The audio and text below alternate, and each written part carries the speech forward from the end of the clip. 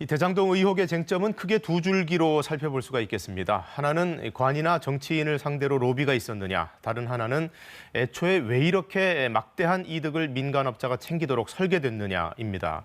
전자에 대해서는 지금 검찰 수사가 한창이고 후자에 대해서는 어제 청문회장에서 날카로운 질의가 쏟아졌습니다.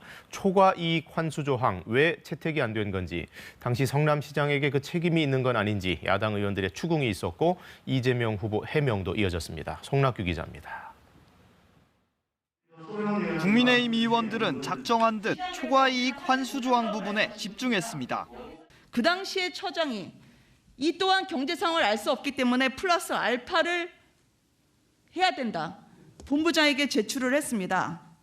근데 나중에 공모지침서에서 빠져 있는 걸 확인됐다고 합니다. 그 당시에 이걸 아셨습니까? 응모 공모가 끝난 다음에 협약하는 과정에서 일선 직원이 했다는 건데요. 그때 당시에 간부들 선에서 채택하지 않았다. 이게 팩트고. 이 후보는 별도 자료로 조항 삭제가 아니라 추가하자는 의견이 있었지만 채택하지 않은 것이라고 강조했습니다. 국민의힘은 결국 이 추가이익 환수 조항을 포함시키지 않아 배임이라고도 몰아세웠습니다. 민간에게 초과 수익 환수할 수 있는 걸 차단함으로써 4,040억 그리고 1조 가까운 돈을 화천대에게 몰아주는 걸 지사님이 결국 하게 했다는 거죠. 그게 배임입니다. 반면 이 후보는 성남도시개발공사 내부 의사결정이었고 또 당시 문제되지도 않았다고 반박했습니다. 초과이익 환수 조항을 넣으려면 확정이익을 포기해야 되는 거 아니에요?